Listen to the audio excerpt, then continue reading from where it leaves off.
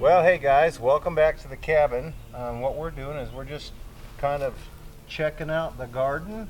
And I actually added this hay in there. I guess you've seen that in one of the other videos, to try to help retain moisture in the soil, because sometimes we don't get rain for maybe a week.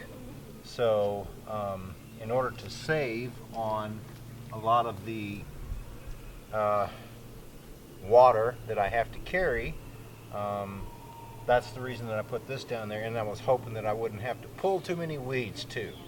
So as I do get rain, and as it does beat this hay down a little bit more, then what I'll do is I'll add more in there, because I've still got quite a bit left. But as you can see, I give these individually a little drink every morning, and they seem to have taken off and done. Did I have these planted last time you were here? Yes, and they've grown quite a bit. Yeah. So I think everything, and my cucumbers back here, they're doing well. They've actually got, like, each plant has 3 new leaves on it, so I know they're doing good. I did plant some watermelon this year. That seems to be doing good. Let me show you the tomatoes. The tomato plants, they seem to be doing really well too. They actually have grown. They have. And This one has little buds on it that may end up being a little blossom. I've suckered 1 or 2, if you all don't know what that is. actually, suckering a tomato plant, for those of you that may not know, wherever the little branches come out like this, sometimes you'll have a little shoot that grows out like so, and you got to reach in there and pluck that out, because what it does is it takes a lot of the nutrients away from the main stem, and you want to do away with that so that your stems and branches continue to grow and get all the nutrients. So you'll have to sucker the tomatoes several times, before they start producing up to that point. But yeah, so I'm excited about the tomatoes growing and doing well. He's more excited about canning these suckers this year. Yeah. Don't let him lie. And what I'll do is I'll reuse the cane that I had last year to tie the tomatoes up with. So I think the garden is going to do well, hopefully, with this stuff right here.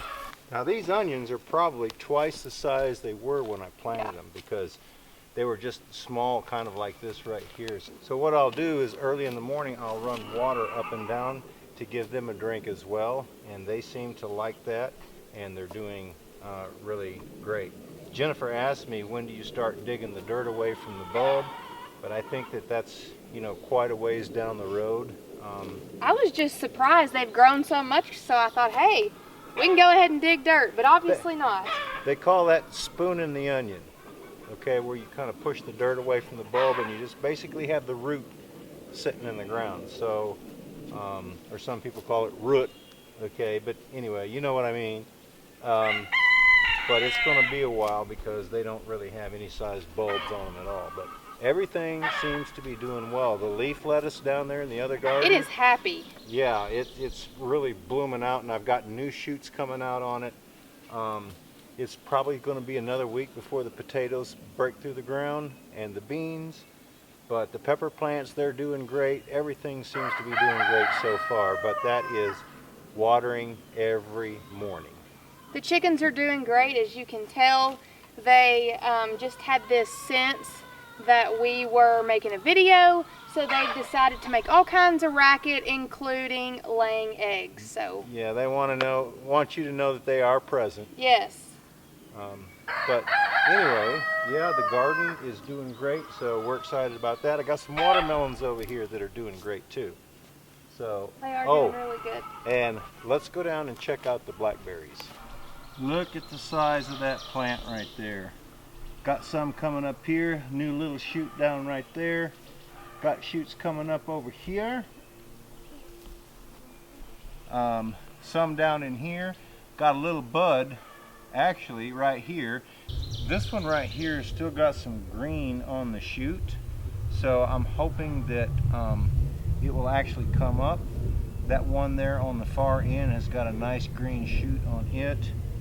So these two right here, I'm hoping that they will kind of wake up at some point. But I'll just keep soaking the ground. Got this hay on here.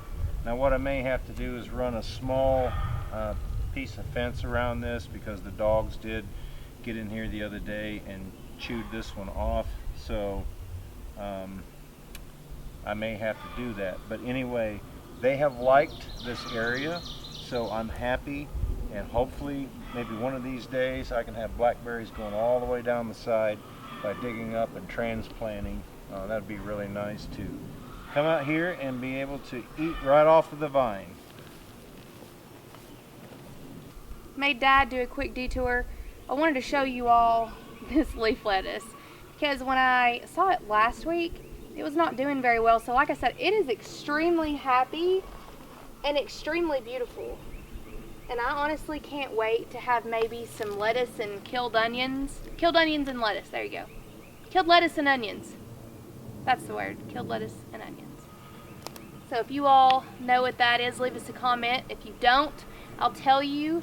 You get some good old bacon grease, heat it up, cut your lettuce, cut your onion, pour it over your lettuce and onions, and it kills it. And it is so good. Okay. Well, we thought we'd bring you down here by the creek where you can see where I've taken the box blade and tried to make somewhat of a road.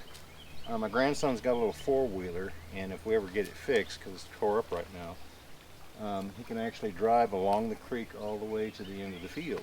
So Jennifer's picking wild onion. Yeah, I love the smell of wild onions. Yeah, and it's good to cook with too. But anyway, we'll be calling this the fun run. This is the road that I cleared out so that I can kind of check property, you know, as I bring the dogs down here to the creek, because we always come down here 3, 4, 5 times a day. But yeah, now I can drive all the way to the end. I can kind of check on the property and see what's up. Yesterday we actually jumped a couple of turkeys, and I don't know if they were in here because they were checking out where I had dug, or the fact that there's a big brush pile over there that they were hanging out with. But anyway, but yeah, this kind of makes it nice not only to drive the UTV, but I think he'll have a lot of fun. Now there's still a lot of roots and things like that in here that would take a while for me to try to dig up. So I was telling Jennifer that he's still going to have to be careful. Of course, you know how they get after they kind of learn controls and stuff like that. They're going to experiment and see how fast they can go. At least he wears a helmet. And all that kind of stuff. And it'll be a lot easier to turn over here than it will be in the subdivision in her backyard, which he's already turned it over how many times? 2 or 3. Yeah. And you can really get hurt here if you fall over on a stub. So. But in his words, he never gets hurt. Yeah. Until he does it, then he comes whining in. Yep. You know? It happened to me. Yeah.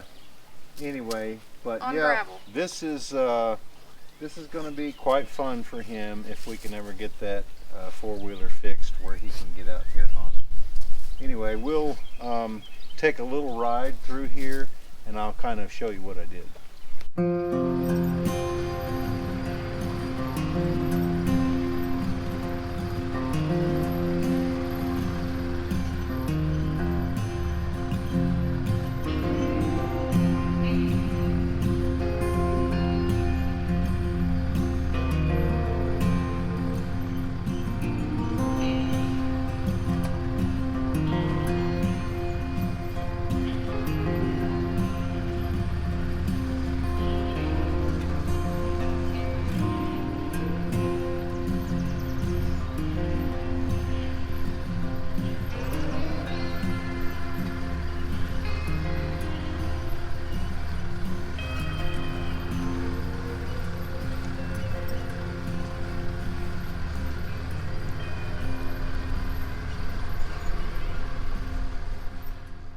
This is the area right here where we jumped the turkeys yesterday. I don't know if it was a male and female. I don't know if it was 2 jakes, because it really didn't look that good. The Dolly had actually jumped the turkey. and I seen one running in this direction because we were coming back from my sister's, and I decided to come around this way and go to the cabin, and then let them go to the creek too, because she actually lives over there on the hill. Anyway, I don't know if it was that brush that they were hanging out at, or just the fact that they were down in the field. But anyway, this is the area that I would like to find some time, sometime in the future, to be able to reclaim, because this was a nice field, but in the last 25 years you can see it has grown up. And it's a little bit wet out in the middle, so it would have to be ditched and ran over to the creek. They said back, my neighbor, of course he's passed away now, but they said back in the, I think it was in the 40s, that the people that owned this property previously, the guy was much smaller than I was, or I am, and they said that you could drive down the road and you could see dirt flying out of a hole. What he was doing is digging a ditch down through here, and I was told he filled it up with chestnut hulls. Now, it had to be several years ago, because I think all the chestnut trees have been gone from North America for some time. But you know, it could have been walnut hulls or anything like that. They rotted at some point, and I guess the dirt caved back in, which doesn't allow it to drain anymore. Anyway, so I don't know if you can see, but these gnats are really, really bad. Anyhow, if I could get this reclaimed, this is the area that I could grow some corn in. Now I can get on the other side of where it's wet, and it stays pretty dry up there, and it also stays pretty dry right here, unless the creek floods. Now you've seen that on some of the videos too, but that doesn't happen all that often. But when it does, the creek is running 150 feet wide and probably a foot deep right in through here. But I can get over there on the other side, and we could plant some field corn to be able to help, you know, supplement hog feed and things like that. But we got probably, I don't know, maybe 6 acres down here in the bottom that could be utilized at some point in the future. I see if a chicken's laying an egg. Oh.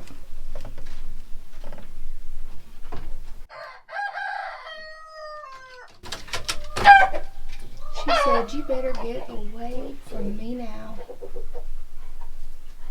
Hi, girl.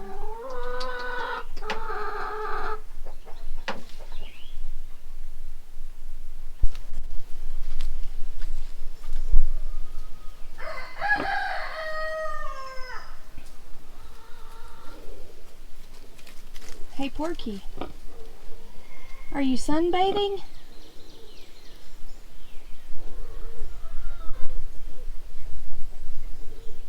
Porky.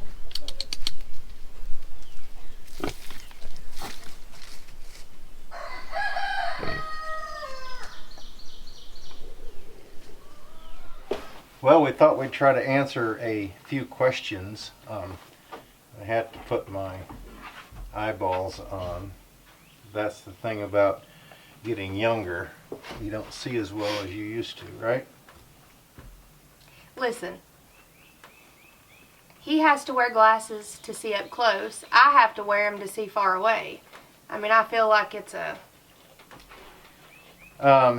Somebody had commented and said that it says we need to, but I think it meant that I needed to build a greenhouse out of cattle panels, which that's what I'd mentioned. And using, it looked like he used 2x12s in heavy duty plastic, and he said it ran him about $600. That's going to be something that's, I think, coming up in the fall that I'll try to attempt to do, because it shouldn't take really too long, and it would actually probably give me another 3 or 4 months of growing time that I could have access to.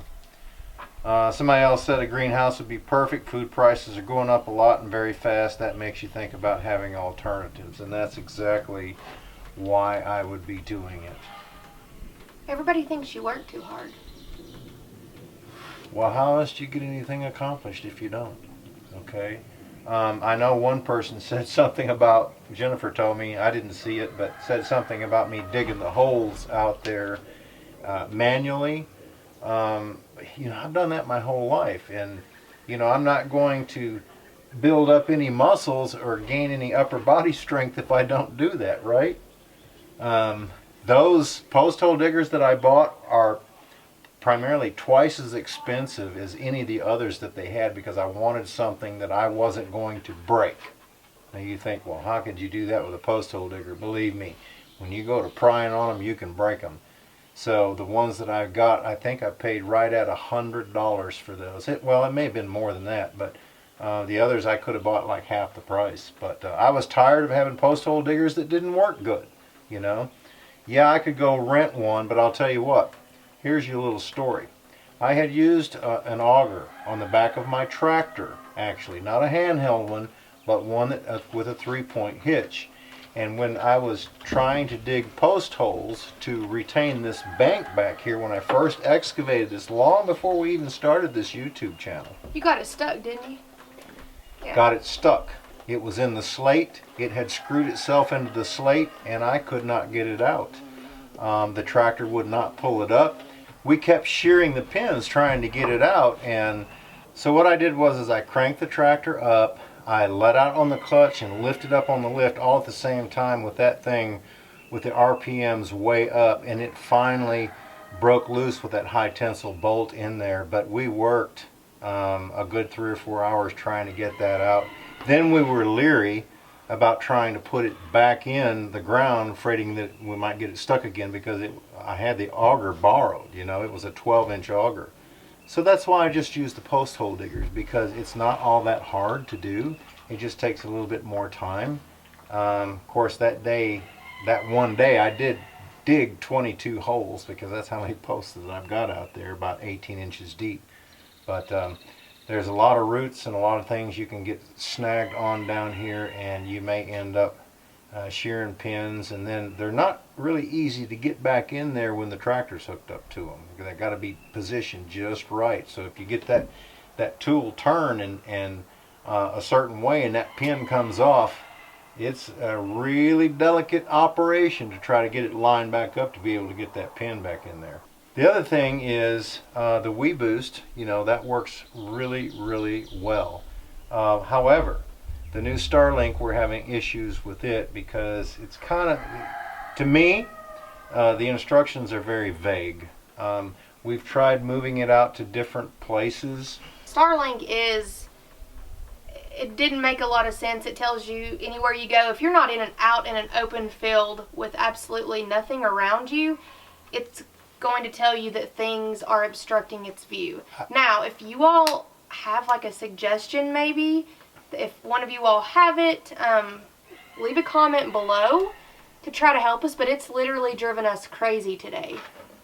We spent about 3 hours just trying to move the satellite around in different places to get a signal, but I'm afraid that I'm so far back up in the woods here that I may have to either cut a bunch of trees, or I'm going to have to, now my thought was to build a platform, kind of like a windmill type platform, but just basically to house our communications.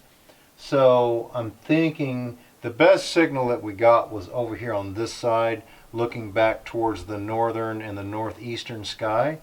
That's where we're getting the best signal from. But I don't want to attach it to my house because I would really rather take that little Wii Boost antenna off there, because I think that it just takes away from the house. And actually mount that up on the platform. I either have to get up high enough to shoot over the tops of the trees, or some of the trees are going to have to come out because there's just really no other area up here. But, you know, hopefully we can get it figured out as we're paying for it monthly. Hopefully we can get it figured out pretty soon. Another person says, you know, there's been a lot of changes at the Outpost for sure. When will you start sawing lumber for the new barn or workshop? I've still got lots of chores that have to be done. You know, now I've added the gardens where I'm watering those every morning. I've got the animals that I'm feeding those every morning. I'm transporting water. We're using about 10 gallons of water every morning, so I run over to my sister's and I get that. But you know, we're going to start doing it. Everything out here, you know, it happens slowly because most of the time I'm out here by myself. But I do have a bunch of logs down there sitting waiting. I'm going to have to get into the sawmill because over the winter time that I worked in there, a lot of things got piled up, so I'm going to clean it up before I start bringing any material up here and working on that. Also, we had a little bit of problems with the sawmill being adjusted because I actually took the screw feet off and set it down on the frame, but I think logs, big heavy logs, every time you put one on there, you know, it can kind of cause the sawmill sitting on the footers that I put down there to maybe tilt just a little bit where it kind of cuts off maybe 1/8 of an inch, and you really don't want that if you can get by with it. So I'm hoping that when I get that cleaned out, what I'm probably going to do is just put the feet back on it where I can adjust it, make sure that it's all level, and I'll get me a couple of lag bolts and put in each one of them to hold them so that it doesn't move, and continue to saw lumber, you know, like that. Anyway, with everything that we've got going on up here, you know, we're going to get it done as fast as possible because after that project we'll move on to something else. And listen, school's almost out, so I'll be here more often. He'll have, you know, a second set of hands. They said what you needed to do is just your family just move in. Oh. Anyway, this guy says, I bought a greenhouse off of Amazon for $150 delivered, and it has worked out wonderful.